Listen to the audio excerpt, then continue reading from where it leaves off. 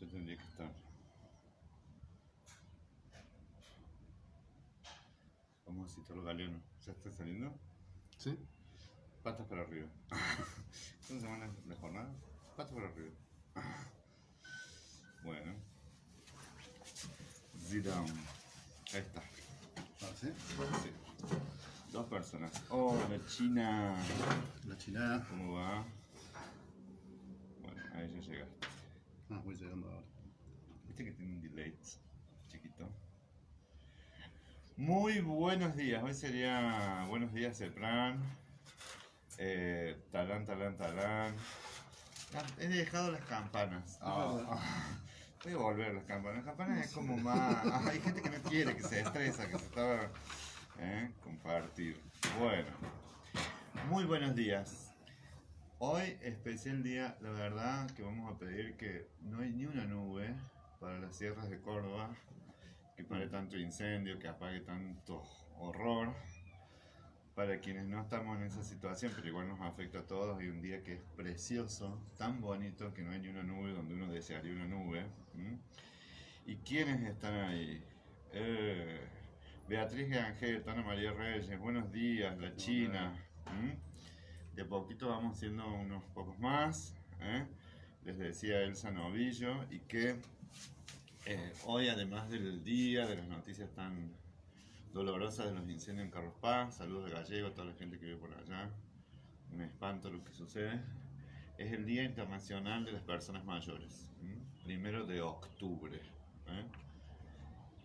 El porqué de este día es efectivamente para, como ahora hay un hashtag que dice cortala con la discriminación, que va a haber unas jornadas el 9 de octubre, a las cuales vamos a participar.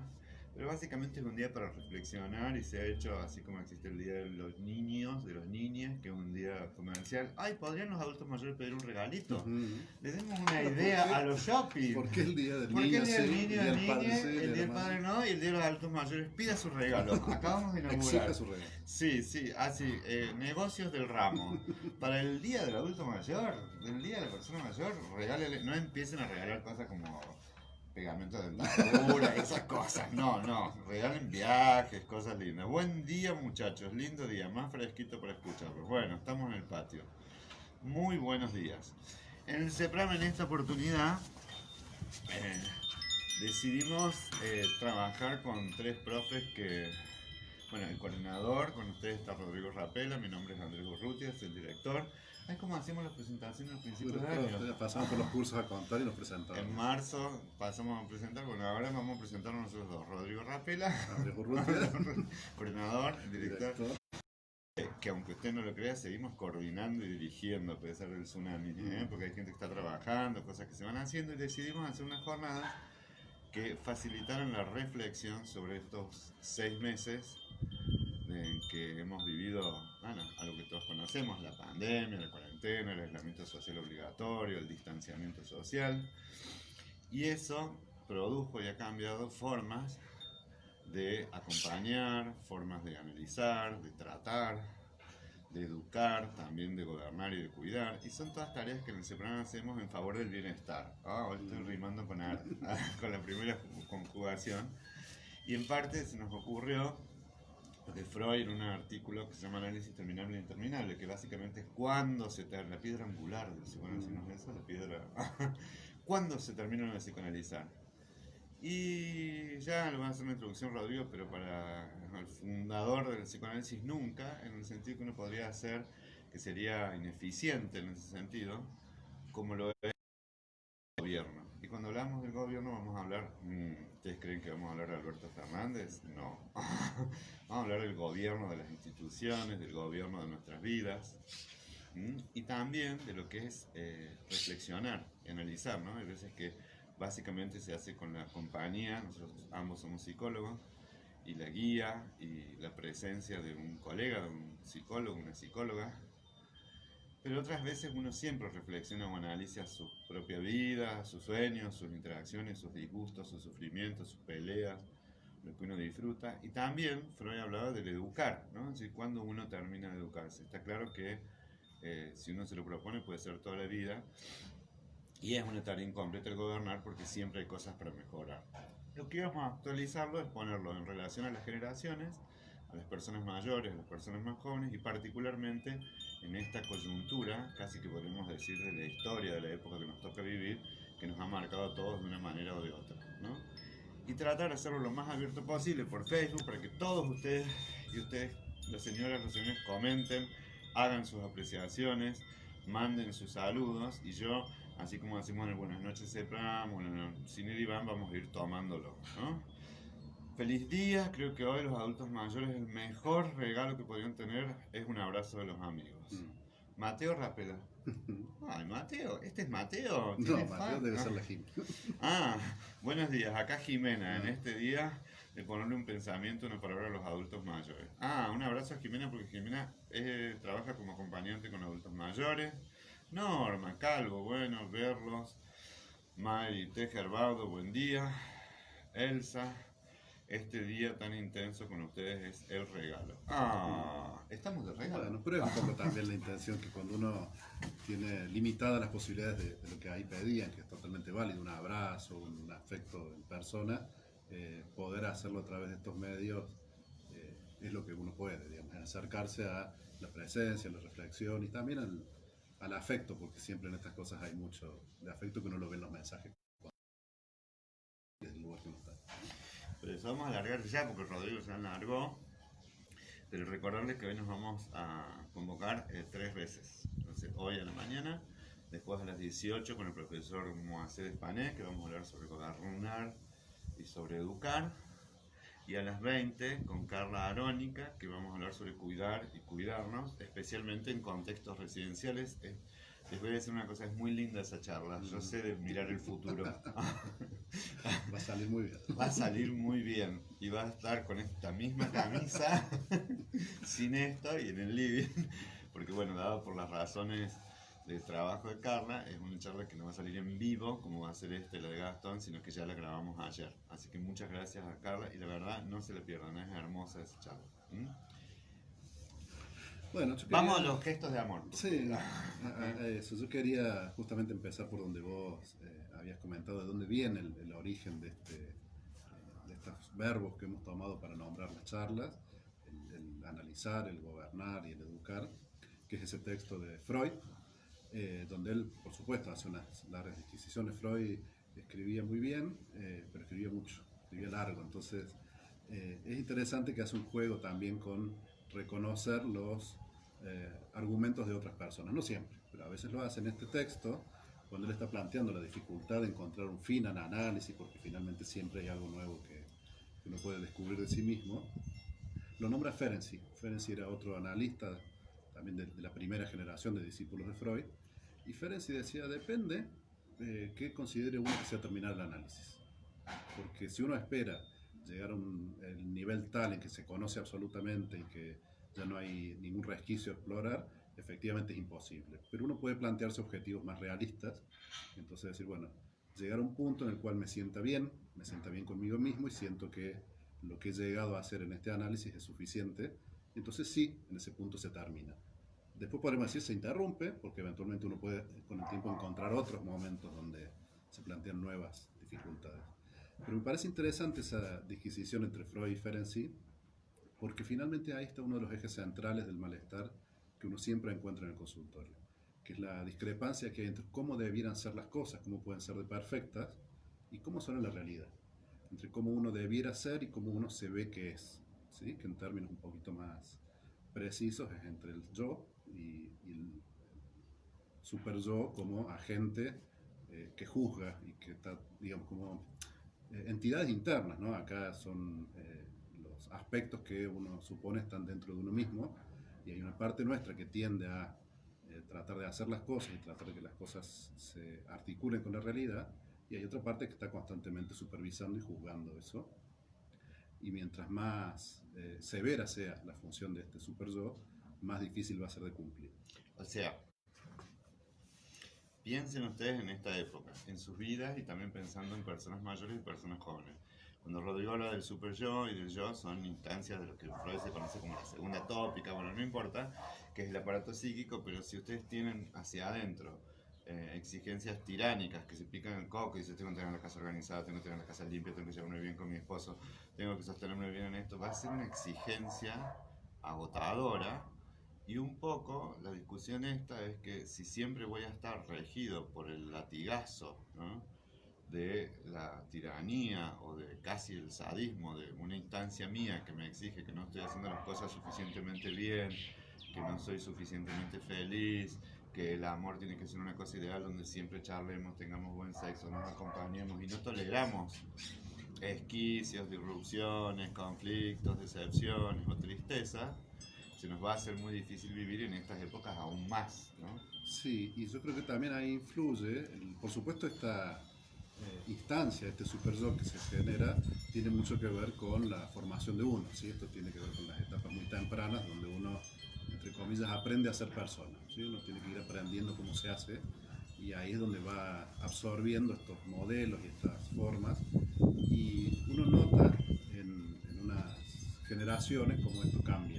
Por supuesto, les podemos hablar un poquito de las diferencias individuales, pero en términos generales, las cohortes que ahora están entre los 60, 70 años han sufrido y hacia arriba, pero digo, de ahí hacia arriba ha habido una formación y una educación formal también sumamente exigente en este sentido, apuntando a que las cosas se deben hacer de un modo, al valor del esfuerzo, al valor del sacrificio, y que ha generado una generación de personas con muy alta exigencia, pero además omitiendo algo que también viene de Freud, que finalmente, eso decía Freud, por ahí escribió mucho, dijo muchas cosas, pero hay una cosa que es el descubrimiento central de Freud, que es que hay una parte de nosotros que está fuera del alcance de nuestra conciencia. Lo que se llama el inconsciente es algo que está fuera de lo que nosotros podemos ver de nosotros mismos y que uno puede reconocer desde cosas muy simples como la cantidad de cosas que uno hace automáticamente y que no tiene conciencia de que las ha hecho, pero que también afecta a cuestiones emocionales. Entonces, ¿por qué uno hace o no hace determinadas cosas y por qué uno siente o no siente determinadas cosas? Queda fuera del ámbito de lo que uno puede percibir de sí mismo, pero por lo tanto queda fuera del control también. Entonces, creer que uno puede controlar cómo se siente, cómo se tiene que sentir, cómo tiene que hacer las cosas, es desde ya, en principio, una exigencia exagerada, porque presupone que uno puede hacer algo que de entrada no se puede. Y ahí vamos a detenernos un poquito. Bueno, primero vamos a saludar, así como la radio. Olga Gioda, hola Olga, saluda a su hija que es psicoanalista. Espero que no esté viendo. Sí, que nos vea. Buen día, Viviana del Bianco, Irene Grati, Sofía Pérez, Tata Buteler, Clara Gabriel, Cele Ferretti, Anabel Carrizo, Inés Largo, ¿cómo andan? Es nuestro grupo ampliado de fans, ¿eh? ¿Cómo están? Hola Vivi Gastaldi, María Rosa Moreno, me alegra verlos.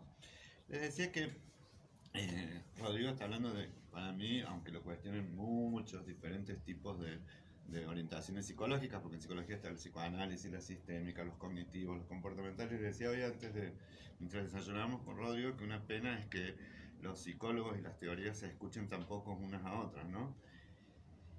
Y efectivamente lo que dice Rodrigo, la voluntad está sentada en el yo, ¿no? Es eso que el deseo dice, y vieron como si uno estuviera en un barco donde hay dos velas, una que puede ser soplada por el deseo y otras veces cuando tenemos menos deseo, un poco de voluntad o hacer algo. El asunto que menciona Rodrigo y que mencionaba Freud es que no todo está en el plano de la conciencia y todo en el plano de la voluntad, pero no es que lo desconozcamos. Vamos a ver si me explico.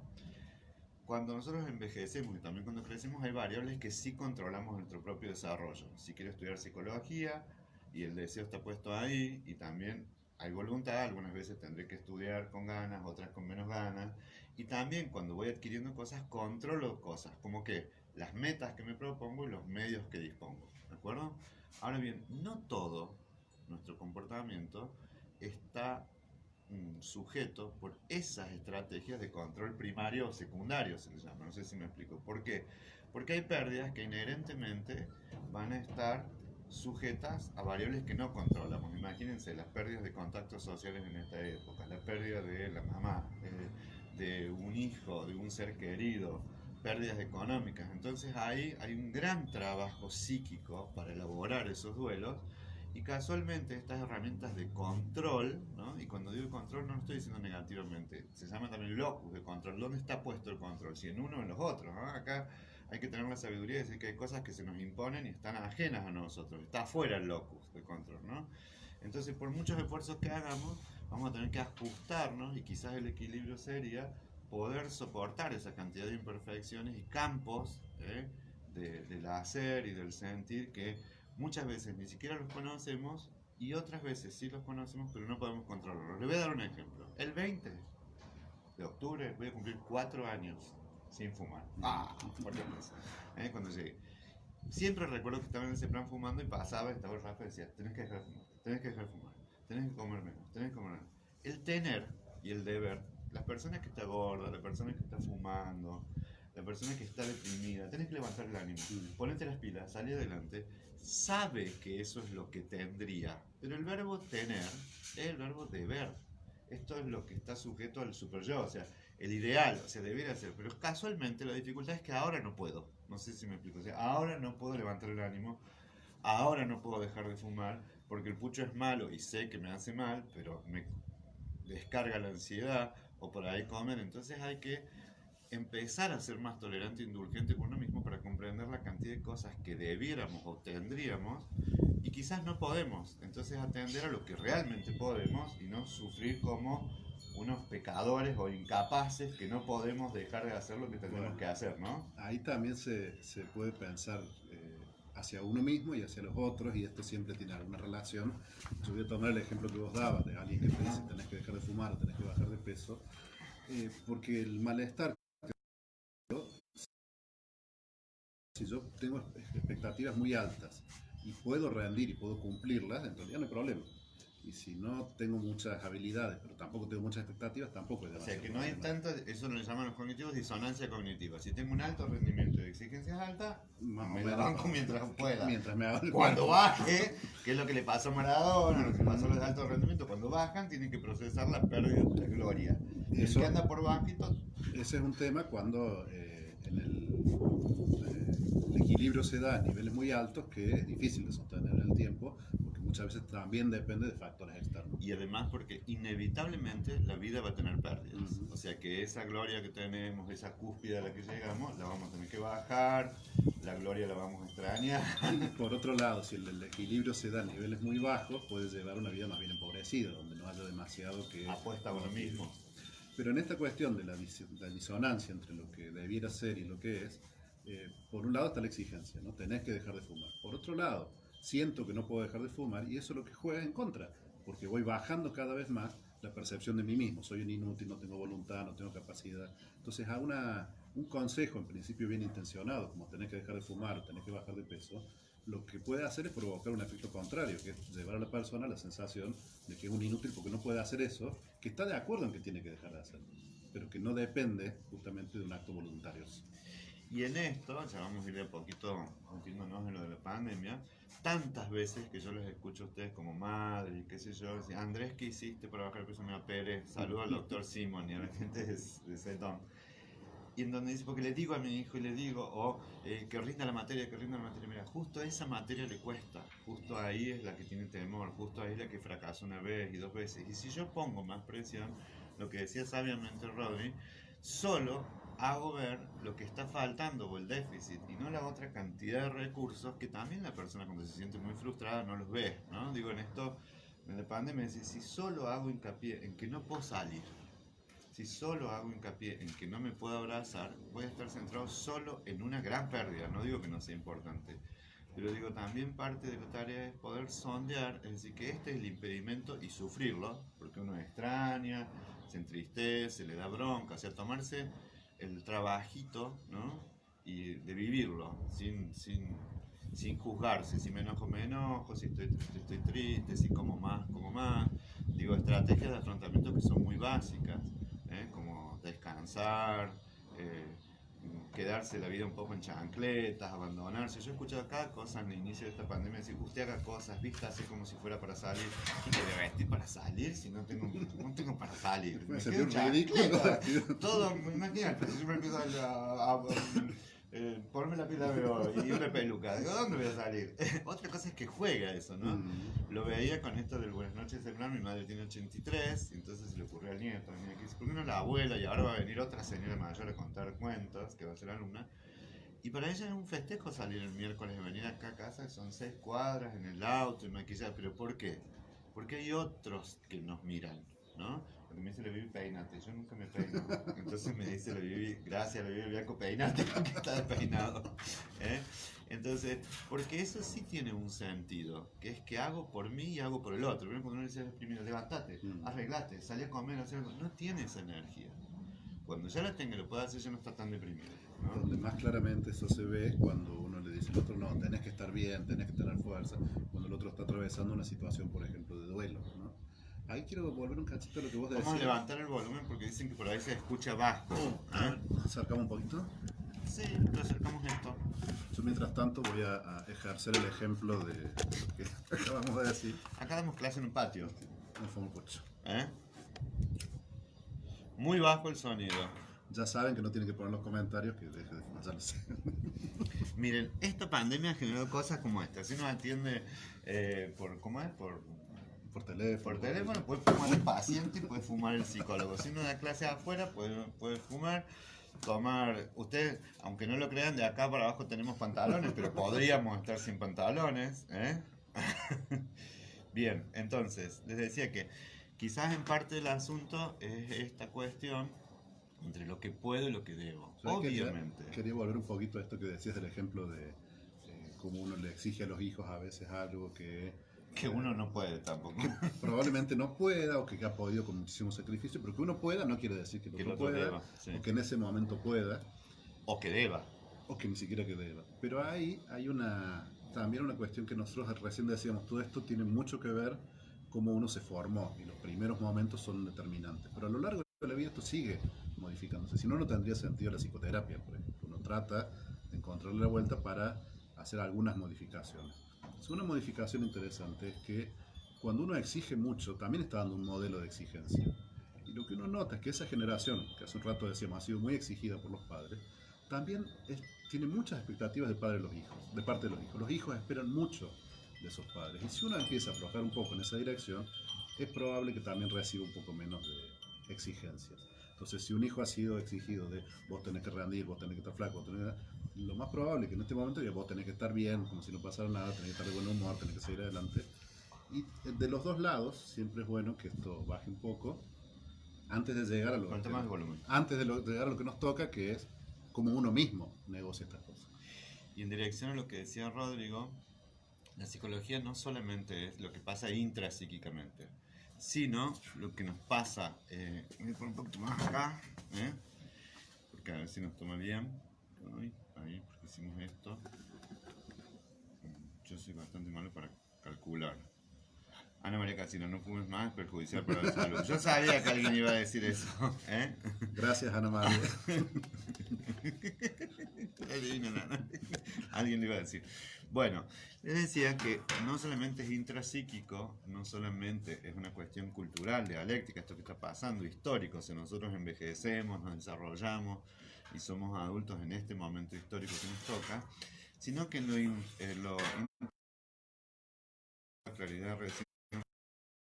Puede que si ustedes fueron muy exigidas o muy exigidas y transformaron esa exigencia en una pauta educativa, se les vuelva hoy en contra en una exigencia de cuidado. Entonces por ahí los hijos pueden ser celadores en el sentido más prisionero de la palabra, así, mamá no salgas, mamá no veas esto, mamá no hagas otro. Entonces es decir, los hijos de tanto cuidado, de tanto cuidar, por ahí se pueden transformar en un peso difícil de soportar, porque el cuidado puede transformarse en un gesto autoritario, ¿no? En donde al otro no le doy libertad, ¿no? Entonces, entre estas tensiones es lo que nosotros vamos a ver. Pero hay como buenas noticias para envejecer. El envejecimiento, el paso de los años, la proximidad de la muerte, como decía Rodrigo, el trabajo o psicoterapéutico, o psíquico, los aprendizajes que he hecho a través de la vida, de las relaciones con las familias, con los amigos, trae como algunas buenas noticias, ¿no? En esto que les decía de que se va ajustando la distancia entre esto que deseo y me exijo que ser y lo que voy siendo o ya he sido. No sé si me explico. Una de las formas de estos ajustes es que quizás cuando vamos, no quizás no, cuando vamos siendo más grandes, tenemos metas menos idealizadas, ¿no? Y entonces esas metas que al principio puede ser adquirir una casa, ser una estrella de rock, conseguir un título, algunas las vamos logrando, por lo tanto las dejamos porque ya disfrutamos los logros, y otras que van resultando ser imposibles o muy difíciles las vamos ajustando, haciendo que el yo pueda disfrutar de cosas más pequeñas y metas más simples, ¿no? Por ahí no es irse a calar el Everest, como una película que vimos, pero sí salir a disfrutar de una ida cochinga, no sé si me explico. O poder renunciar quizás a amistades de toda la vida porque murieron o fallecieron, entonces disfrutar de nuevos vínculos que se establecen por el placer de estar jugando a la canasta o tomarse un cafecito, no sé si me explico. Entonces también emerge que o bien me puedo poner muy rígido y transformarme en un señor o una señora mayor, por no decir una vieja jodida, en donde exijo, digo, esto no se debe hacer y la cosa debe estar así, y bastante quisquilloso o quisquillosa, que no es ni más ni menos que alguien muy frágil exigiéndose mucho, ¿no? O bien caminar en dirección a la indulgencia y la sabiduría, teniendo expectativas más realistas, no vamos a decir, sí, también son menores, ¿no? Hay que darle lugar a lo mínimo, expectativas mínimas que producen grandes sensaciones de satisfacción también, ¿no? Que a medida además que esas metas pueden ser cumplidas, no solamente baja el malestar porque las metas son tan ideales, ideal siempre está fuera de la realidad, sino también porque uno siente que ha podido ir cumpliendo, entonces va mejorando también la percepción de uno mismo como que ha logrado efectivamente cosas y ya no es tanta la distancia entre el ideal y la realidad. Miren, voy a contar una anécdota con Rodrigo. Rodrigo es psicólogo, comunicador social, además de una muy buena persona, muy buen psicólogo.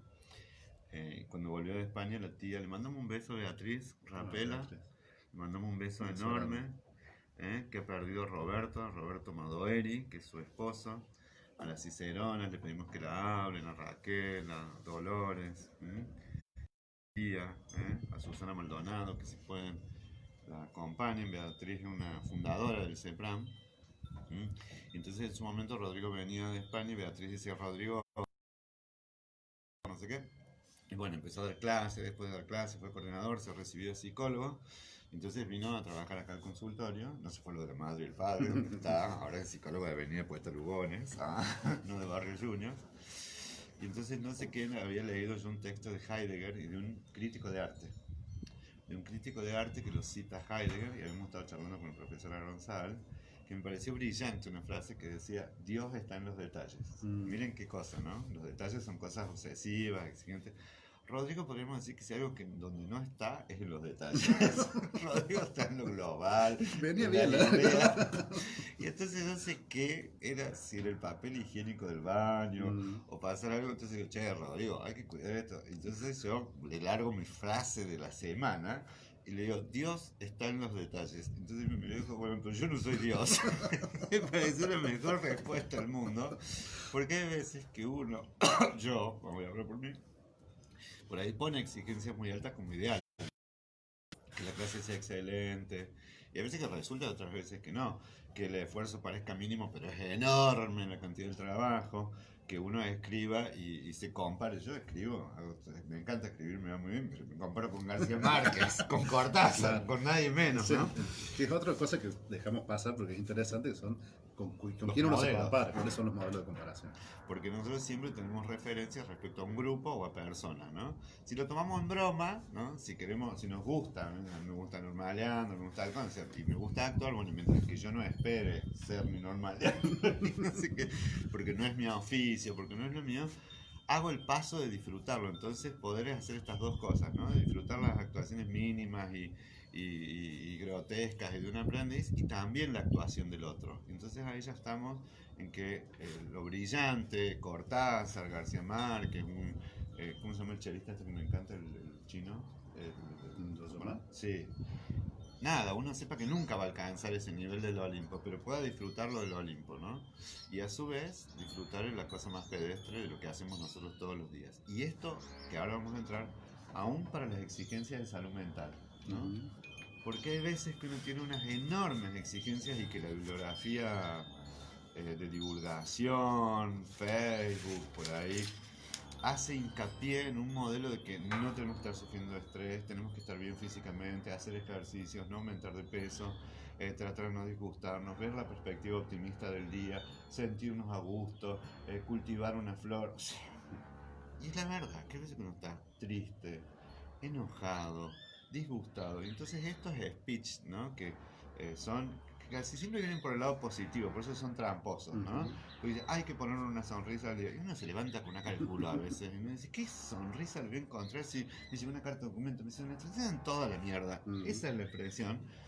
Y entonces hay exigencias que devienen en una sobreadaptación en momentos donde lo que menos se necesita es sobreadaptarse, sino relajarse, ser más indulgente, poder mirarse con cariño, que uno ande con bombacha o con el calzoncillo roto, Mm. ¿no? Porque es la intimidad de la vida psíquica y relacional, y entonces también darse lugar a que, bueno, hace 3, 4 días que no te bañas, no importa, no está ahí la cosa, sino que la cosa estaría que uno no genere más presión, ¿no? En dirección de un supuesto ideal, como dice Rodrigo, que está en el plano de las ideas, que en la realidad no existe, de bienestar. Y cuando me acerco, y efectivamente hago gimnasia, o salgo a caminar, o hago una dieta saludable, o tengo una disposición y celebro el día, ¿no? Lo disfruto. Pero no como esta exigencia New Age, ¿no? De la cual generalmente vienen a la mano, que son también, convengámoslo, el reforzar muchas negaciones y proyecciones, dos mecanismos muy básicos. O sea, acá no pasa nada, somos todos unos alelíes, unos colibríes, no me sale la Mm. palabra, unos clink, clink, clink, Sí, alelí, sí. colibrí, uno, bueno, usted dice como una campanita, ¿eh?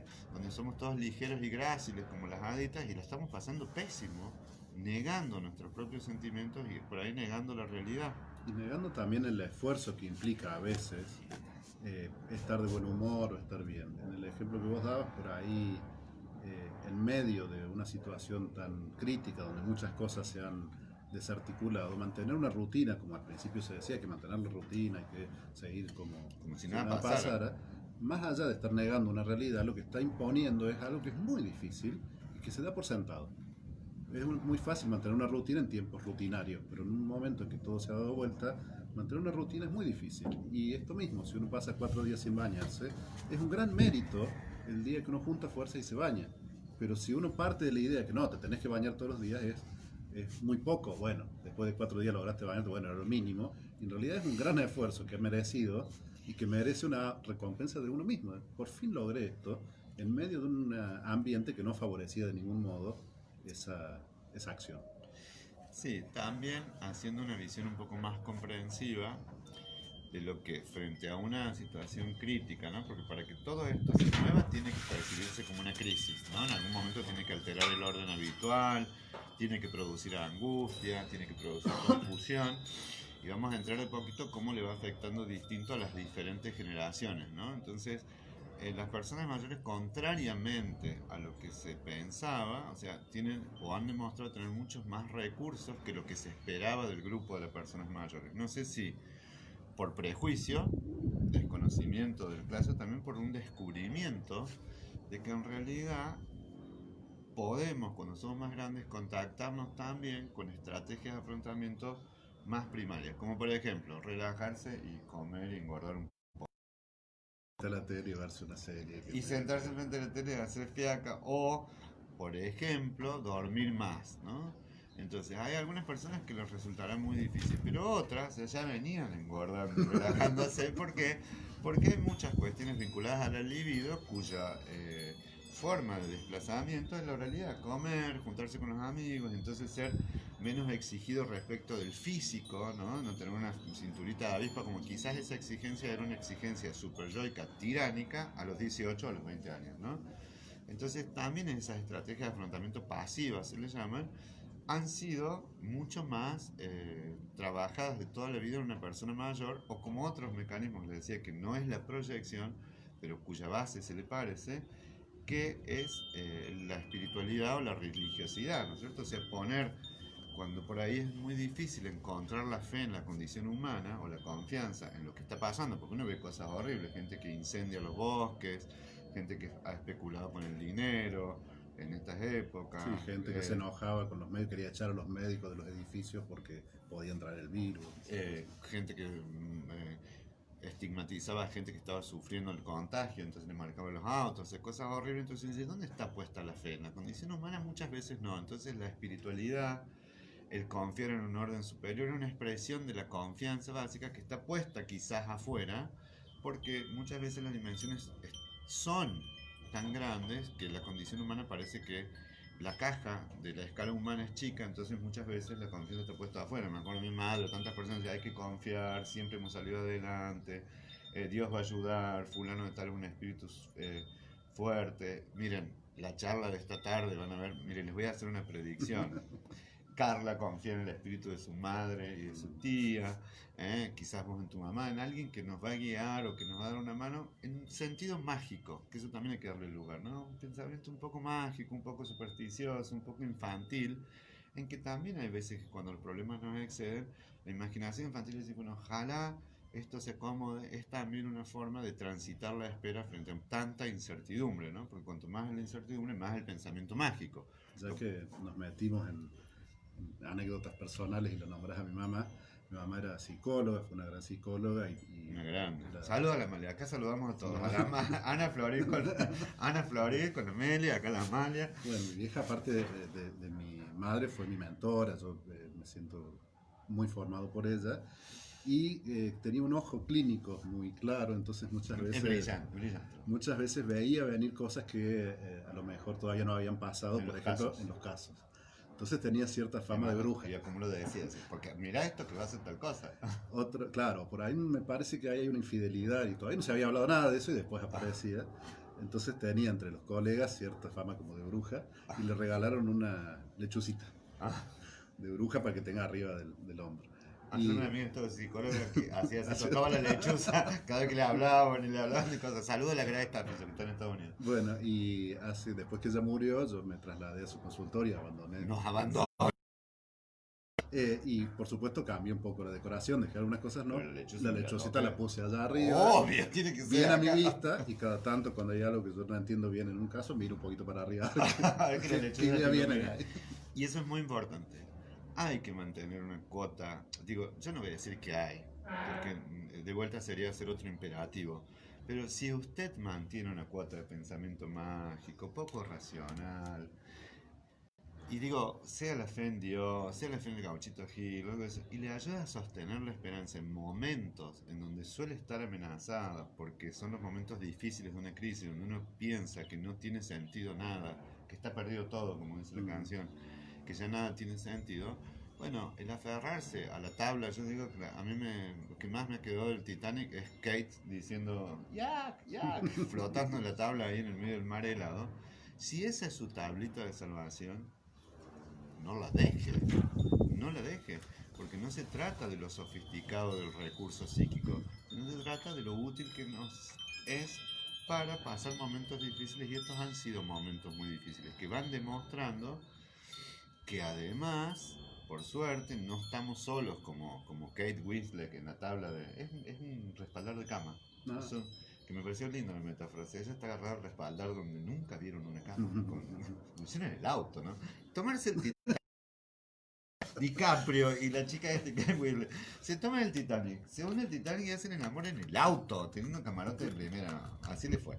Bueno, a lo que voy es que si uno está agarrado de esa tabla, de la fe, de la salvación, la otra es que uno no está solo y a los gritos, sino que también va a pitar y va a haber recursos que van a emerger, así como va a haber gente muy poco solidaria, gente que aprovecha estas cosas, hace cuestiones judiciales, que hace del árbol caído leña.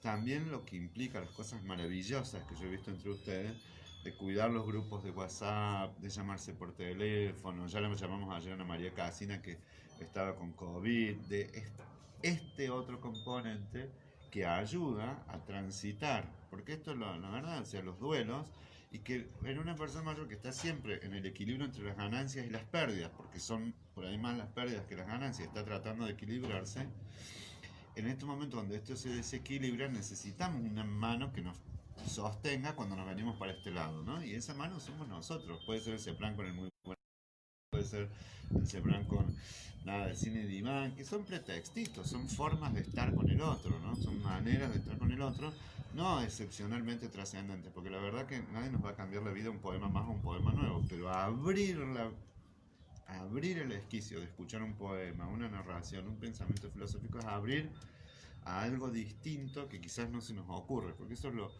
bueno, ¿no? Cuando uno se exige mucho se cierra, ¿no?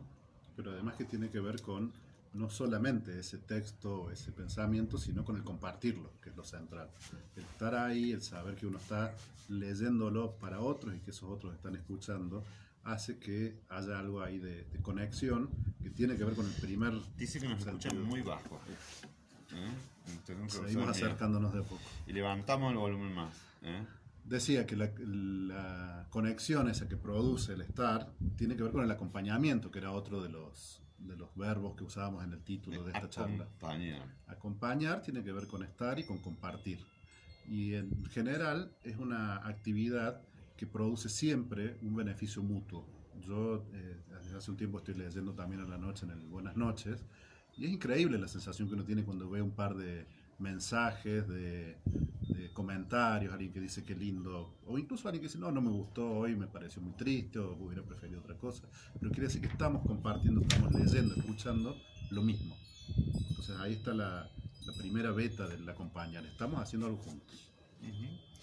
Y además, en ese sentido, cuando hablamos del verbo acompañar, ya vamos a hablar de la característica que tiene que ver con analizar, implica que hay cierto encuadre que nos va a generar una disminución o por lo menos una contención de los miedos y las ansiedades, porque recién ahí decía Olga, ustedes me acompañan con esta sensación de ansiedad y de miedo, que es que alguien me espera en algún momento y que vamos a poder charlar o me va a escuchar, digamos, en una sesión, o me van a contar un cuento y que tiene una periodicidad, algo que es regular, ¿no? Habrán notado yo que no soy de lo más puntual nunca, un momento por ahí uno puede olvidársele porque está haciendo otra cosa, otra vez me quedé viendo Batman, me olvidé. ¿eh? Pero en cuántas noches van, como, no sé, 6 meses, una vez, sí, hay que perdonársela. No, a lo que voy es que eso es un contrato básico, ¿no? Lo que le baja la ansiedad a los bebés es que la mamá está ahí, que le va a dar la teta, le va a dar la leche, que va a estar pendiente de que duerma bien. Bueno, acá, salvando las distancias, bajar todas esas ansiedades que muchas veces son muy depresivas, o sea, que nos tiran para abajo, porque esos son los movimientos emocionales, ¿no? Tener miedo, ansiedad, mucha angustia, ¿no? Otras veces el enojo, entonces que va a haber algunas, y acá no quiero decir rutinas porque no son rutinas, sino algunos encuentros esperables que nos pueden hacer muy bien. O escuchaba en un grupo de WhatsApp del curso de cine y psicología que todos los días, no sé todos los días, pero a las 19 horas se hacen su grupo con el Meet o con el Zoom, que otros se juntan en la canasta, o sea, algo de que alguien me espera. Una de las expresiones más importantes del amor es la espera. Yo espero del otro y el otro espera de mí, ¿no? Esa confianza se va sentando en lo que el otro hace por mí, lo que yo hago por el otro, y es la base del amor, ¿no? Entonces esta cosa de que mi psicólogo me espera, ¿no? Una vez, nada, me acuerdo, llegué tarde a una paciente, me había olvidado, y bueno, fue todo un tema de la sesión, ¿cómo se olvida de mí? Y tenía toda la razón del mundo, ¿no? Entonces en ese sentido, que también ustedes generen esperas hacia los otros, es decir, que la abuela me llama todas las noches, o que esto de que tenga que ver con que abro la comunicación con otras personas y que intercambio, porque no solamente de abrazos vive el hombre o la mujer, sino que intercambio cosas, ¿no? Recursos, o le mando una torta, o un flan, o hago cosas por el otro, o una oración, lo que cada uno ponga, en el sentido de que estoy y está para el otro, en el sentido que no se ha acabado la jornada. Y vuelvo a esta idea de que el soledad. acompañamiento implica una conexión entre al menos dos personas, porque acá hay una tarea interesante que es acompañar a otros, es decir, llamar a alguien que uno sabe que está solo, que lo está pasando bien, hacer una videollamada, no solo va a generar en el otro una sensación de sentirse acompañado, de sentir que lo están esperando, sino que a uno también lo va a sentir que está siendo útil para otro y que está siendo acompañado también. Entonces, como estrategia, ¿cómo hacer para sentirse acompañado? Lo primero es tratar de acompañar. Una forma de ayudar a otros, pero que, insisto, tiene que ver mucho con la propia sensación de que uno está ahí con otro. No, y además esta, que decía Rodrigo, esta sensación de perder la idea de que uno es inútil o que lo que hace uno no sirve, ¿no? Les leo algunos mensajitos. La contención de los amigos, dice María Cristina Consuelo, es invalorable. Lo voy a completar toda la frase. Muy valiosos sus aportes. Bueno, no los veo, los escucho. Suban el volumen de sus dispositivos. El desacuerdo en esta soledad también me sirve porque me moviliza. Ah, mira qué interesante. Dice, la compañía de ustedes en todo momento es impagable. El compartir esos momentos son mágicos. Y la contención de mis amigos y de mi querido Cepran es y fue muy maravilloso. Gracias a todos los profes, gracias. Bueno, de nada, y para nosotros un placer. Esa es la otra. Fíjate si hay cosas que vamos a ir tocando ahora, los tipos de psicoterapia. Sí, bueno. tenemos que meternos un poco en Es que lo que dice Rodrigo es algo del orden de la interacción y la reciprocidad, ¿no? En una psicoterapia o también en una conversación por teléfono, o sea, está algo que es necesario, llámenle como ustedes quieran, o el feedback, o la reciprocidad, o el diálogo, que es lo que se supone que nos saca por ahí del ostracismo o ayuda a que cultivemos una perspectiva distinta, tratando, como dicen en el campo, de poner los huevos en diferentes canastas, ¿no? O sea, que no todo esto sea la presión en la relación con un hijo o con una hija con la que convivimos y encima comemos y encima discutimos los problemas de los otros familiares. Entonces toda esa reciprocidad se carga mucho y ese vínculo empieza a tener que soportar mucho peso, ¿no?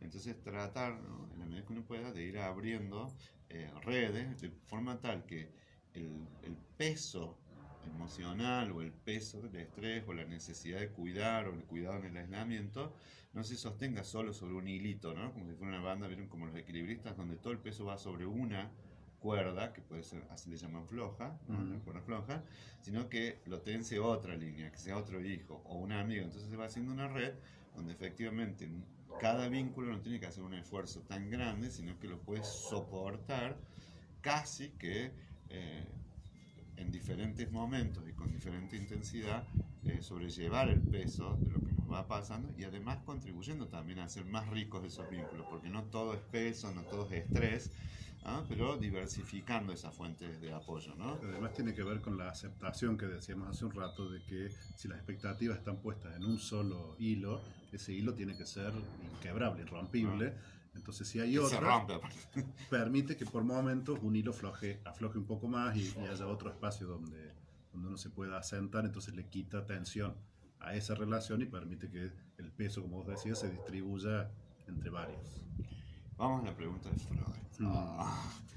¿Y es posible acompañar en términos psicoterapéuticos? ¿Qué características tiene en esta época?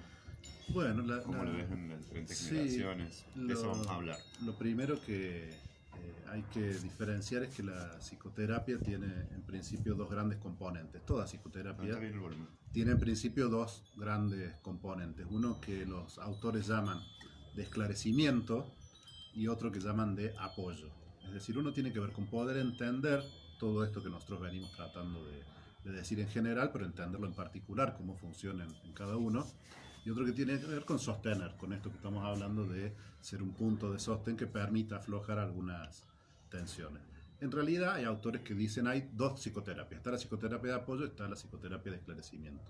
En la práctica lo que uno ve es que toda psicoterapia tiene en mayor o menor grado estos componentes, entonces en todo caso lo que puede definir es cuál es el que prima o cuál es el que prima en cada momento. Y en ese sentido un proceso de psicoterapia suele alternar un poco en estos momentos, en estos diferentes componentes, dependiendo un poco de lo que el proceso mismo va generando, pero también de lo que la realidad impone. Es decir, uno puede venir trabajando sobre la relación de alguien con su familia y si en el medio pierde el trabajo y de repente hay algo ahí que tiene que ver con otra cosa que la realidad impone. Y lo que ha sucedido ahora es que a todos se nos ha impuesto la realidad de un modo muy similar. Entonces ha impactado en todos, y en todos quiere decir en todos los pacientes, en toda la gente, y también en todos los psicoterapeutas. En todos, vamos a decir. En todos, para que sea más inclusivo.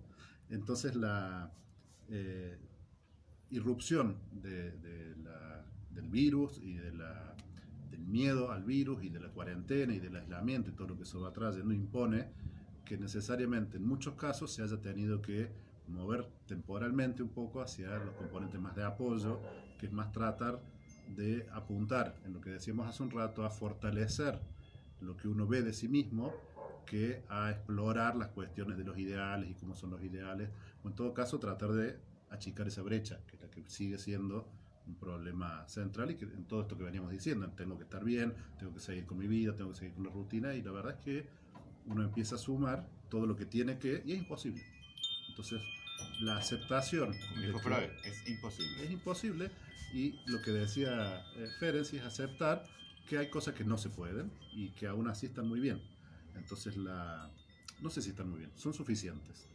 Entonces, el desafío tiene que ver con la aceptación de que eso que uno cree que debiera, en realidad es imposible en uno y en los otros, y por lo tanto hay que rescatar las cosas buenas, como decíamos recién.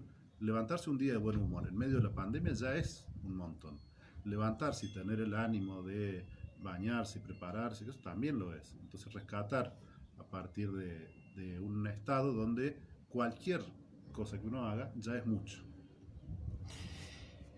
Dos cosas. Una, que tenemos que volver. ¿Por qué les voy a decir esto de compartir lo de la página de Ah, Facebook y qué sentido tiene para cuando hablemos de las redes sociales? Pero vamos a volver.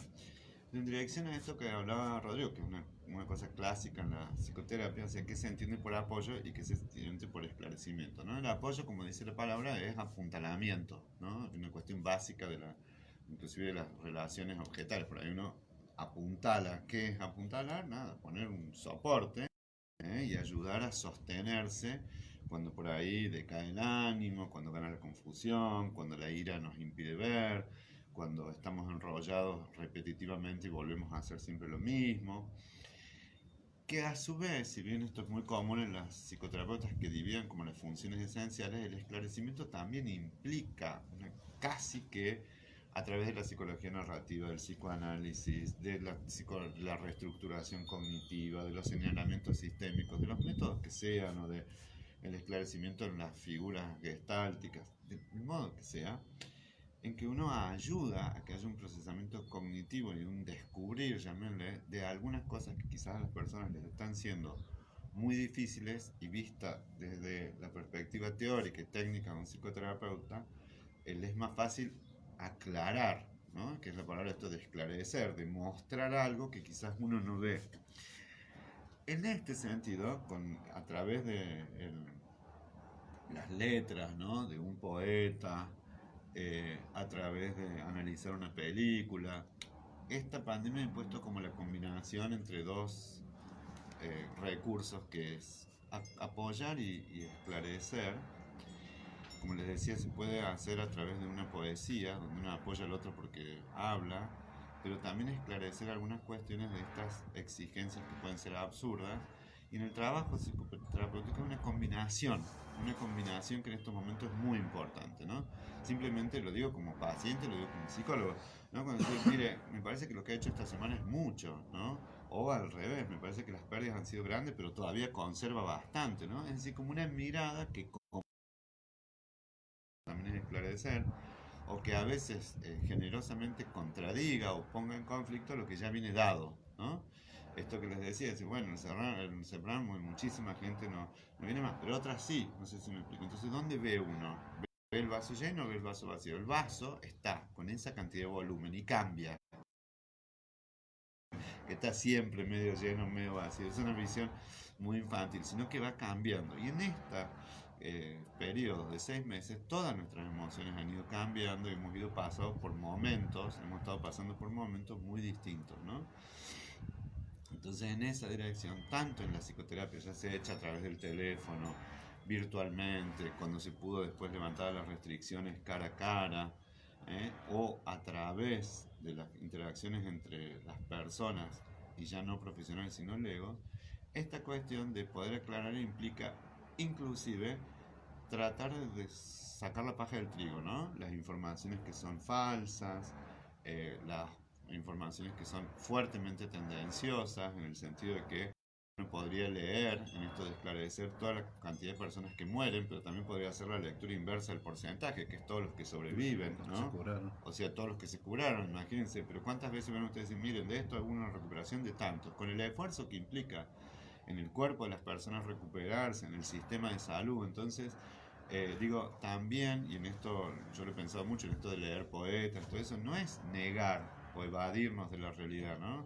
Ha habido muchas solicitudes de ustedes, qué sé yo, en el cine, el curso de psicología, si no veamos pálidas, me hace mal. Bueno, ahí hay que ejercer la libertad de, ¿no? Es decir, si algo me hace mal, aunque sea un curso de Seprano, una película, no le veo, pero a su vez, también generar esta instancia en donde uno utilice una narración, una metáfora, una película, donde pueda ser pesada para volver a la realidad, porque siempre es esto, ¿no? El esclarecimiento del apoyo es que uno no siempre va a hablar sobre el COVID, sino que efectivamente para eso existe la metáfora, para eso existe el cuento, para eso existe la narración, y decir, bueno, esto se parece a otra cosa que vos ya viviste, entonces ahí emergen las innumerables anécdotas de las personas que vivieron la polio.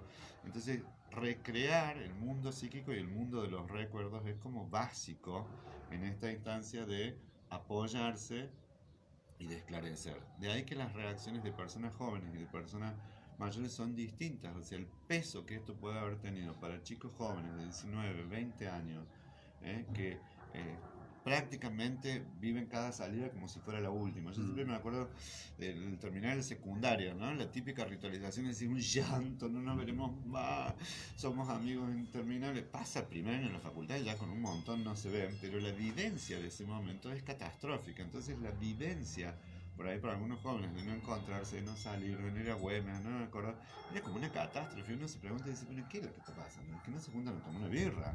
Es decir, ¿por cuánto? 6 meses. Para un chico de 18 años, 6 meses puede ser media vida. Para una persona mayor que vivió 80 años, tiene más capacidad de espera porque ha tenido que esperar más cosas, ¿no? Salir adelante con una crisis económica, ha tenido que esperar procesar un duelo porque ha perdido a alguien muy querido. O sea, hay muchos aprendizajes vinculados a algo que es una de las tareas más difíciles para todos los seres humanos, que es tolerar frustraciones y pérdidas, ¿no? Entonces hay los recursos que tenemos, si tenemos más dinero, si tenemos más inteligencia, si tenemos más amigos, si son más ricos los recursos, va a ser más llevadero tolerar y procesar esa cantidad de frustraciones. Si tenemos menos, hemos aprendido menos, paradójicamente puede que los que más sufran sean los más jóvenes, no sé si me explico. Cuando en realidad los que están más amenazados en términos de peligrosidad física son las personas mayores. Ahí lo que decías de la eh, posibilidad de elegir, de optar por elegir, también es fundamental que hay que reconocer las diferencias individuales, que lo que uno le hace bien en un momento no necesariamente le hace bien a todos. Y esto digo, porque uno puede tomar o no algo que les ha ofrecido, de acuerdo en qué momento está, y también porque la generalidad vuelve a establecer un parámetro de exigencia, es decir, yo debo ser como todos o debo estar como todos, o todos tienen que estar como yo, que es otra forma también de hacerlo. La verdad es que cada uno va haciendo su camino y que en ese sentido todo lo que estamos diciendo son generalizaciones sobre algo que en cada caso va a tomar un cariz muy particular. Y la otra cosa que me quedó dando vueltas cuando hablas del duelo, porque obviamente esta situación genera un duelo. Muchas veces un duelo concreto y real porque alguien ha perdido a una persona cercana, pero si no, hay pérdidas y pérdidas muy fuertes que hay que sobrellevar, como lo que decíamos hace un rato, de la rutina, de la posibilidad de contactar y de ver en persona a las personas que uno quiere, de un abrazo. Y un duelo requiere tiempo, requiere espera, como vos decías, no hay otra forma de atravesar un duelo que esperando que el tiempo pase y aceptando, ahí vuelvo a aparecer la aceptación, que corresponde a veces estar triste en un duelo, no evitando la tristeza. Y lo único que uno puede hacer para ayudar a alguien que está atravesando un duelo es hablar con la persona de aquello que ha perdido, siempre respetando las mismas diferencias individuales, pero poder hablar y poder plantear los miedos que genera esto, poder plantear cómo extraña uno, cómo era la persona o lo que perdió, es una de las cosas que más ayuda a que eso se procese y quede más acomodado la persona a la ausencia de eso que ha perdido. Entonces esa es otra de las funciones del apoyo en la psicoterapia, de lo que uno ha perdido con alguien que le interesa, que está muy comprometido con lo que pasa, pero que no está involucrado. Porque por ahí uno siente que hablar de estas cosas con alguien que está igual de involucrado que yo, como un familiar, como alguien con quien convivo, puede poner en riesgo, o a lo mejor esa persona no está en un momento en que quiere hablar de eso. Entonces la psicoterapia abre un espacio donde alguien está interesado, está comprometido con la situación, pero no está involucrado personalmente. En ese sentido, bueno, Olga Marcelín dice, separar nos sostienen para superar lo que estamos viviendo. Esto es una especie de radio, ¿no? Que hermosas palabras dicen Abel siempre acompañándonos. Ustedes hacen posible una red, sí, en parte una institución como la nuestra es porque formaliza, hace un apoyo social formal, o sea, lo hacemos diseñado, pensando, con intencionalidad, pero básicamente acá en esto de que, además dice el Alonso, la psicoterapia permite reconectarte, está bueno esto de re y después conectarte, volver a conectarte con lo que sentís, con lo que pensás, con lo que dijiste, con lo que haces. ¿Eh? Y a conectarse de vuelta con el afuera, porque ese es un poco el trabajo del duelo, ¿no? Lo que dice Rodrigo, o sea, darse tiempo, esperar el enojo, la tristeza, que todo eso que pusimos en ese objeto vuelve hacia nosotros y a veces vuelve de manera hostil, porque quizás era bastante hostil el vínculo, o al menos ambivalente, y después eso va a abrir en algún momento para que todo ese amor, ese afecto se ponga en otros objetos, ¿no? Es decir, y en otras situaciones, en otras instancias, como tantas viudas que van a plan después de eso, me acuerdo de María Rosa Moreno, que ella decía que se iba a morir y ahí está, Ahí viva, está. y muy bien, y fue a México, viajó, Un beso también para los Rosa. un arroz, un beso, y se a conectarse con afuera. Y justo te escuchaba, y está la Titi, que acá dice Irene Pacheco Pen, y hay personas que han tenido esta dificultad, ¿no? Tienen en medio, como Beatriz ahora que perdió a su marido, o la Titi en febrero, ¿no? En marzo empezó y murió su duelo en medio de la cuarentena. Dice, yo anoche no encontraba un papel necesario para que la ANSES me pague la pensión, porque justo enviudó, y me puse muy nerviosa, entonces empecé a temblar, no lo podía dominar, tuve que tomar un tilo y yo no era así. Y sí, porque, digo, esto es muy importante, ¿no? Freud habla de algo que es genial, que se llaman las series complementarias, y que básicamente es como un acontecimiento del presente, tiene como una concatenación, digamos, en los cuales las escalones, porque son conscientes y las últimas llevan a una raíz que es el origen del asentamiento de esa emoción, ¿no? Entonces, tomando este ejemplo de la Titi, ¿no? Ella enviudó, está buscando una cosa de la ANSES, una cuestión económica, una pensión que te vincula a la viudez, un papel y una cantidad de cosas burocráticas que se hacen todos ahora, viste, que sacarte una foto, ser ciudadano Ah, no digital, sabía bueno, eso, qué sé mira. yo, es un lío. Y entonces empecé a temblar, estaba nerviosa, estaba ansiosa. Y bueno, esas son emociones porque se sobrepone esa cosita chiquitita, como perder un papel, se sobrepone a la pérdida de esa persona. Y esa pérdida de esa persona que estoy solo ahora, y que esto lo hubiera hecho otro, y que esto quizás hubiera estado mi marido si lo hubiera pedido, o por lo menos me hubiera peleado con él. ¿Viste? Porque por ahí uno se pelea, Le ¿dónde echaba la dejaste la culpa. cosa? No tengo a quién proyectarle. Bueno, ¿Eh? pero otra cosa que dice, yo antes no era así. Y me parece interesante tomar eso, porque antes tampoco habías enviudado, tampoco estabas en medio de una pandemia. Entonces hay una situación Tampoco real tenía que hacer el trámite del y no tenías ANSES. que hacer ese trámite. Entonces es una situación real que impone unas limitaciones y unas emociones que a lo mejor antes no estaban. Y ahora están, y no quiere decir que has cambiado, que sos otra persona o que sos peor. Es que la reacción del nerviosismo frente a una situación así es bastante esperable. Y dice, me tuve que tomar un tiro. Muy bien, porque Ujú. esas son las estrategias primarias. Tomar, comer, dormir, ¿eh? Algo que uno lo relaje, ¿no? Cuando las mamás o las abuelas decían, bueno, tómate un tecito, ¿no? O estás ahogado, decían, bueno, tómate un vaso de agua. O sea, esto que estoy diciendo, no porque haya que tomarlo, sino que es lo que hasta el cuerpo necesita. Porque uno por ahí psicologiza mucho y se olvida que todo esto sucede en un cuerpo. Y nos diste toda la letra, dice. Y si los trámites virtuales me ponen muy nerviosa. Esto que para los jóvenes es sencillo y además con todo cuidado meten la pata y te dicen es una boludez, es sencillísimo, es una pavada. De manera indirecta te están diciendo que son boludos. ¿Cómo no vas a poder hacer ¿Cómo eso no que es vas a tan poder fácil? hacer eso que es tan fácil? Y no es tan fácil, sino que quizás le es muy fácil a alguien que desde sus inicios va aprendiendo como aprender un idioma extranjero, ¿no? Yo creo que para un alemán el alemán es una boludez. Yo estoy seguro. Para todo el resto del mundo es Y lo para los turcos, el turco es facilísimo. Y los rusos no saben la boludez que habla el ruso. Claro, porque lo vienen aprendiendo. Bueno, esto es igual. Entonces también acá se ve que para los jóvenes no es una boludez, y yo no lo estoy desmereciendo, que extrañen a sus amigos, a sus compañeros de teatro, etcétera, porque algo que una persona mayor puede soportar bien para un joven es el alimento de su vida, que es estar con un millón de amigos. Bueno, esto, los trámites virtuales me ponen muy nerviosa, es lógico.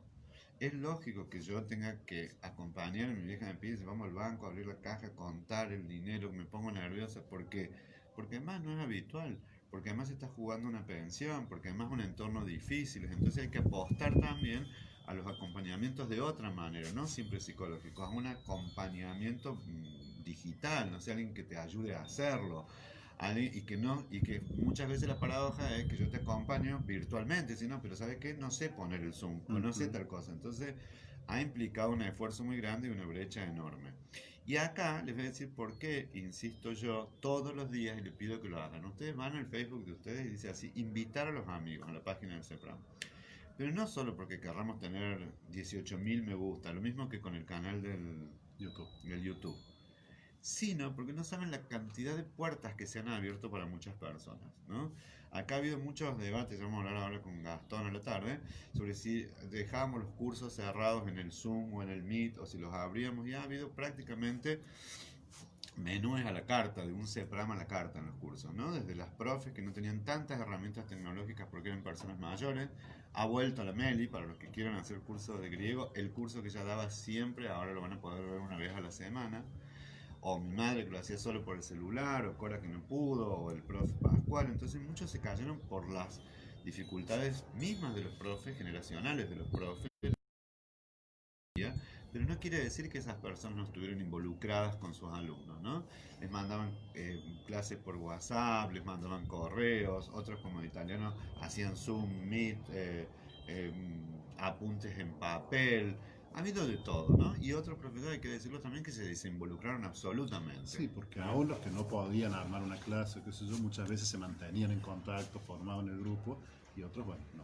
Por eso les digo, y en eso nosotros conocemos, lo conocemos de cerca. Y todo esto iba a que, ¿por qué les digo compartir? Yo siempre sostuve, de hecho no lo dejé hacer, quedamos ahí con el gordo como dos solos nomás, y la Marcela creo, bueno, y ahora todos los profes también han ido aprendiendo, porque hay que tener paciencia de que tendremos el año que viene, el CEPRAM no se cierra, como dice la Dorita, ese fue el eslogan de la Dorita Tejido, CEPRAM no, se cierra. Eh, de que hay que tener la generosidad de decir, y bueno, ¿por qué estoy acá yo si pago una cuota y el resto lo ve gratis? Mire señora, acá el esfuerzo lo estamos haciendo entre todos. Entonces, en ese sentido, esa cuota que ustedes pagan, agradecerles las donaciones, no saben cómo nos han acompañado, esto también yo lo quiero decir. Sí. Acompañar económicamente. Hay gente que decía, ¿y para qué vas a donar? O sea, personas que están en comunicación acá decían, vamos a donar. ¿Y por qué hay que sobrevivir? Porque los trabajos de las personas que trabajan se tienen que pagar, porque las luces se pagan, porque los teléfonos siguen, porque las instituciones no sobreviven solo con esfuerzos y alientos emocionales afectivos. Tienen que soportar, o por lo menos nosotros no tenemos ningún convenio con el Estado, soportar, acá lo digo, sobre sus espaldas, el mantenimiento de una estructura, ¿no? Y pasivo, etcétera, que sigue. Entonces uno dice, ¿para qué? Para efectivamente sostener el CEPRAM para cuando volvamos a encontrarnos, porque las instituciones son la ley y un instituto es la misma palabra. Está y me espera, aunque yo no lo estoy usando, no sé si me explico, es un derecho, es una posibilidad. Ojalá podamos sostener y mantener el CEPRAM para cuando volvamos a encontrarnos tengamos dónde, aunque sea reinventado, aunque sea con otros métodos, aunque sea digital y presencial, bueno, con todos los cambios que impongan, ¿no? Pero les decía, ¿por qué esto de compartir? Porque se le han abierto puertas a muchísimas personas. Acá yo quiero ser claro, los cursos que también se cerraron tienen esta cosa de exclusividad que hay que ser más generoso en momentos de catástrofe. ¿Eh? Es decir, bueno, yo quiero que sea para mí y solo para los que estamos pagando. Bueno, es una perspectiva y que está bien, pero si también los pueden disfrutar otros. Porque el esfuerzo no lo hace el que paga, lo hace el profe. Y se puede ampliar, esa es otra forma de acompañar. ¿No? Entonces, agarrar ahora el Facebook, qué sé yo, no es porque a nosotros nos va a cambiar, esta charla es libre, es abierta, es gratuita. ¿No? ¿Les repercute el CEPRAM en el sentido de que lo conozca más gente? Por supuesto que sí. Y está bien que así sea, porque está bueno que los esfuerzos no queden circunscriptos a un grupo selecto de personas y chiquititos, sino que ese grupo de personas que apuesta, que ha apostado, que ha donado, que le agradecemos, que sigue siendo alumnos, porque así también como hubo profes que no pudieron, otros no quisieron, y como en tantas instituciones, como pasa, decir que eh, no pudieron cumplir con sus responsabilidades o no quisieron, también sucede de forma recíproca con una persona, ¿no? Escuchaba esto las exigencias en los cursos de cambios cognitivos, alumnos de Gastón, entonces mi hermano dice, yo no hago los deberes, no te hagas ningún problema. No está la cosa en hacer el deber, sino está en saber que uno se encuentra. Y en esto lo digo siempre, algún encuentro en vivo, porque ¿saben lo que impone el vivo? Que tengamos esta instancia de un encuentro, que yo sé que ahora estamos hablando para Elsa Alonso, para Silvia Guerrero, para Olga Marzolini, y no importa que sean 45, 50 o 60. Después podrán ser cientos, porque después lo comparten. Después podrán verlo en la noche en la cama, o después, eso es otra posibilidad y es una de las potencias de esta época, pero siempre generar como se pueda algún encuentro, ¿no? Y en relación a lo de compartir y expandir Compartir, esto, poner me gusta, ¿cómo era? Compartir, si no, invitar a los amigos. invitar. Ah, Me parece que en este tiempo una de las cosas que se ha afianzado mucho y que viene desde muchísimo tiempo en el CEPRAM es esa sensación de comunidad.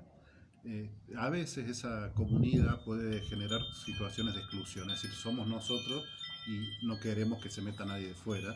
Y en ese sentido me parece que la potencia de esto es que somos nosotros, todos nosotros, los que coordinamos y dirigimos el CEPRAM, los profes y las alumnas y los alumnos y los voluntarios, y entre todos también proporcionamos algo hacia afuera. Entonces ahí es central la acción de cada uno, que comparta, que le diga a alguien, che, mira esto que está bueno, más si va dirigido, si uno sabe que esa charla o esa clase en particular le va a gustar a alguien porque toca un tema que le gusta, ya personalizando, va a lograr eso, que uno forme parte de eso, más allá que esté dando la clase, esté dando la charla o esté participando de esa forma. y además, yo creo que como generación y como institución, ya se nos impuso que la cosa cambió. No sé si me explico, ya cambió. Entonces, si ustedes pueden decir, bueno, tal amiga, te lo recomiendo, mira esta charla que hizo, es porque ustedes están haciendo cargo del bienestar, esto que decimos de compartir el bienestar. Es decir, si esto me hizo bien a mí y estas palabras me hicieron a mí, compártanlo con muchas personas, pero no solo entre las personas grandes, con sus hijos, con sus nietos, o sea, y pídanles que los compartan a ellos. ¿Por qué? Porque ese es el impacto de la acción educativa. ¿Cómo? De manera virtual. O sea, ojalá pudiéramos hacer que esto se disipara así como el virus del COVID, ¿no? Que solamente por estar cerca te llega. ¿Por qué? Porque no a todos, digo, la carencia de un abrazo, recién ahí les voy a leer unas palabras, es muy dolorosa, pero es aún peor la carencia de una palabra, de una mirada. Entonces, nosotros tenemos que sostenernos de alguna manera, ¿no? Esto que les digo, mirándonos. O sea, yo estoy mirando acá y lo que veo acá en la camarita del teléfono, pero sé que detrás hay alguien, ¿no? Y ustedes nos están viendo.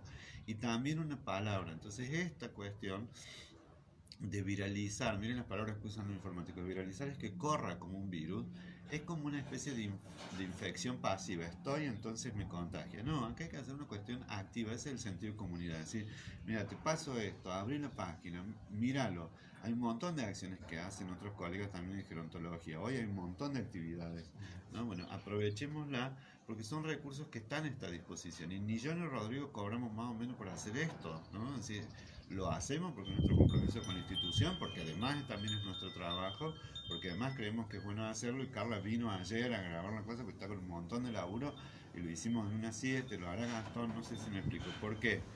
Porque en ese sentido, ¿no? Así como ustedes dicen que es bueno llorar y descargar tensiones, es bueno compartir con el otro, desde un ramo de flores, un café, una recomendación, ¿no? Dice, tengo el cuerpo herido, puedo escribir poesía. ¡Wow! A los 80 me parece que en estos 6 meses se me va lo poco que me queda de vida. No, Olguita, no, son 80 años vividos. Lo que pasa es que estos son esfuerzos y tirones muy largos, muy largos. Esto que dicen las personas de 80 también hay que decir que los recursos son distintos si tengo 60, 70 o 80 años, ¿no? Pero esa es otra diferencia también con las distintas edades. Digo, los jóvenes, más allá de todo el impacto que han tenido, no han tenido casi miedo en personalmente, ¿sí? Porque tienen mucha vida por delante, porque se ha establecido muy desde el principio que las personas de riesgo son los mayores, son los que más se tienen que cuidar. Entonces está esa sensación de riesgo inminente que ayuda a que uno la pase mal, sin que uno deba desoír eso, digamos, no es que uno deba hacer de cuenta que no pasa nada, pero sí es cierto que a los 80 puede uno sentir completamente que quedaba poco y se ha perdido algo en esto. Decirlo con toda claridad. Y está bueno que le digamos nosotros que somos psicólogos en esta cuestión de esclarecer y apoyar. El miedo a la muerte es algo que existe y las personas mayores tienen más capacidad de poder imaginar su propia muerte que una persona joven. Para una persona joven es irrepresentable. Y si está pensando mucho en la muerte de alguien joven es porque está deprimido. No está bueno que esté pensando en eso. Pero sí tenemos que decir que en esta pandemia ha sido exagerada, pero no porque la gente lo hiciera, sino que el riesgo es real, ¿no? Los psicoanalistas hablan mucho de lo real, lo imaginario y lo simbólico. Acá es real, o sea, si me enfermo puedo morir. Y eso es una angustia y hay que poder decirlo. Y me alegro, Olga, que vos lo digas, en donde fíjate que la frase es al revés, dice, veo lo poco que me queda de vida. Y en realidad lo poco en relación a lo vivido es cierto, ¿no? No podemos saber si son 3 años, si son 6 meses o son 10. Ojalá tengas una larga vida, pero ya has tenido una larga vida. Y Sí, esto no ya estoy está claro diciendo que 80 más no van a ser. 80, 80, Olga. Pero sí, esto es la proximidad de la muerte. Y la muerte, aunque tengamos 80, angustia. Y aunque efectivamente una persona mayor pueda saber que es el próximo en la fila, no te hace tanta gracia ser el próximo en la fila. A mí siempre me acuerdo de la frase de Picasso que dice, no hay nadie tan viejo en la vida como para no querer vivir un día más. Ujú. Entonces, muchos de los mecanismos que hemos hecho, la evitación, recluirse, enojarse y proyectar, son formas transformadas, no vamos a decirle hechos síntomas, pero bueno, que el psiquismo se la arregla para procesar algo tan terrible como lo innombrable que es la angustia frente a la muerte, ¿no? La muerte sería lo innombrable, lo que es difícil de representar. Por otro lado, la posibilidad, el temor frente a la muerte es feo, no es placentero, pero también está dando cuenta de un apego a la vida. Digo, sería mucho peor que no te diera miedo, que no tuviera, no te diera igual, ¿sí? Menos mal que no querés eso. Quiere decir que hay algo bueno en tu vida que vos querés conservar. Y una vida bella, tiene una casa preciosa, unas cochingas, Ujú. que todavía no he podido vivir. Y si en mi experiencia de duelo, dice la Tata Buteler, que también enviudó, a mí me salvó el tiempo, lo que decía Rodrigo, los abrazos de las personas, no los consejos. Está bueno eso, no Mm. aconsejar, sino estar. El llorar me hacía bien.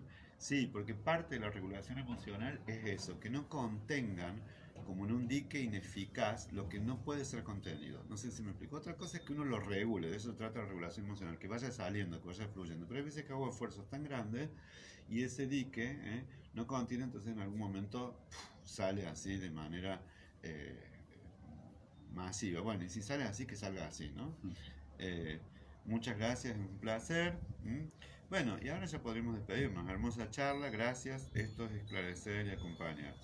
Muchos lo siguen en otros horarios. Es lo bueno de este sistema. Así lo hacen algunas amigas. Bueno, Ahí está ahora la parte también en esto de que las cosas han cambiado. Decía Andrés, ya no puede ser lo mismo, pero eso implica que algunas cosas se han perdido o se van a perder y también nuevos aprendizajes que están muy buenos en esto de la psicoterapia. Poder hacer psicoterapia a la distancia, contigo en la distancia. a mí me ha sido una revelación enorme porque lo había hecho alguna vez por teléfono, un caso puntual, pero ahora otra vez, siempre dependiendo del proceso de cada individuo, cada persona lo hace como puede, a algunos les sirve, a otros no, pero sí es notorio como a veces, incluso ya no siendo obligatorio, ahora están abiertas la posibilidad de abrir el consultorio, pero por ahí me llama algún paciente y me dice, uy, hoy estoy complicado, no voy a poder ir, pero igual hagamos la sesión por teléfono. Entonces es una herramienta más, igual que esto que decía, creo que Inés. A lo mejor hay gente que no puede estar en este momento viendo, pero que después lo va a poder ver porque queda grabado y queda ahí a disposición. Bueno, muy buena conversación, acompaña, muchas gracias, dice las Celes, gracias, esto es un placer, el Alonso, gracias, me encanta escucharlos, dice Beatriz Reano, hermosa charla, gracias, esto es esclarecer y acompañar. Muchos los siguen en otros horarios, lo Eso bueno de es este gracias. sistema. Bueno, el Alonso está on fire, dice que hay que permitirse ayudarse, pero amorosamente. María Rosa Moreno, gracias a la ayuda de ustedes mencionaron a ver que podía. Eternamente gracias por estar. Muchas gracias, me ayudaron a aceptarme y a ver qué es lo que pasa, que no es lo mejor. Qué hermosas tus plantitas. Yo hago compost, hago varias cosas, porque si las plantas se cuidan solas. No, no, no, no. Estantes, alta inversión en estantes. Yo he hecho la experiencia de que Profesor, se cuiden solas y no se cuidan. eso es mentira. Bueno, Elsa dice, aunque cueste, siempre hay que buscar una actitud positiva, tenerse fe en la medida que puedan. Bueno, y por ahora nada, lo que vamos a hacer nosotros y estamos tratando de hacer como vamos pudiendo, porque tampoco es que la creatividad fluya así nomás, hay que darse tiempo también nosotros al duelo, a estar tristes, a estar enojados, a atajar no sé cuántos penales institucionales, económicos, jurídicos, qué sé yo, bueno, todo lo que implica una crisis, porque una crisis implica muchas dimensiones, esta particularmente, pero bueno, tratar de cumplir lo mejor que podemos para hoy, para los meses que quedan, para el verano y para el 2021. La misión de ese plan que es promover el bienestar psicológico, social y las condiciones de ciudadanía, ¿no? Así que este charla ha sido por las condiciones de ciudadanía de las personas mayores. Seguramente contribuye, como ustedes dicen, al bienestar psicológico. Es nuestra forma de acompañarlo. Y además de acompañarnos nosotros, para mí es un placer trabajar con Rodrigo como La verdad que sí. coordinador. como mi psicólogo de cocina, ¿no? Porque antes de que nos abandonaran, el consultorio, yo trabajo en mi casa, el consultorio está al lado de la cocina, así que él era mi psicólogo y supervisor de la cocina. ¿Eh? Pero también para nosotros hay que decirlo, que estén ustedes ahí, que lo difundan, que nos digan cosas preciosas, porque realmente nos dicen cosas hermosas. Son sumamente agradecidas, es una forma, obviamente, de acompañarnos nosotros. ¿Eh? Yo comparto tanto el placer de poder charlar con vos, Andrés, también a toda la gente que sigue laburando en el CEPRAM en condiciones muy difíciles, porque hace La imposible Gaby, que todo esto la tenga Soria, sentido. la Dani, que es una ídola, todo lo que nos hace en comunicación. Y que hace que Adriana, esto llegue y que tenga un soporte. Y que los soportes todo. técnicos gratuitos, los chequepibes, Angélica, el Iñaki, los profes. Claro, la gente que labura formal e informalmente en el CEPRAM, todos los profes, Las los secretarias que ya voluntarios. no están laburando con nosotros y siguen apoyándonos, ¿no? Porque hay que decirlo, ¿no? Así como que hay gente que ha entendido que esto fue una catástrofe y yo se los agradezco que hagan, porque perdieron mucho, ¿no? Por suerte ya todas están trabajando, otros no, no solamente no entendieron, sino que se aprovechan de manera maliciosa, hay que decirlo. Y bueno, ya la vida irá poniendo las cosas en su lugar, porque todas estas cuestiones tienen, como les digo, matices económicos, se perderán cosas, se aprovecharán, pero lo que va quedando es lo que uno construye, ¿no? Lo que uno construye no solamente en ladrillos, sino en vida. Fundamentalmente. En vida. En relaciones, en vínculos.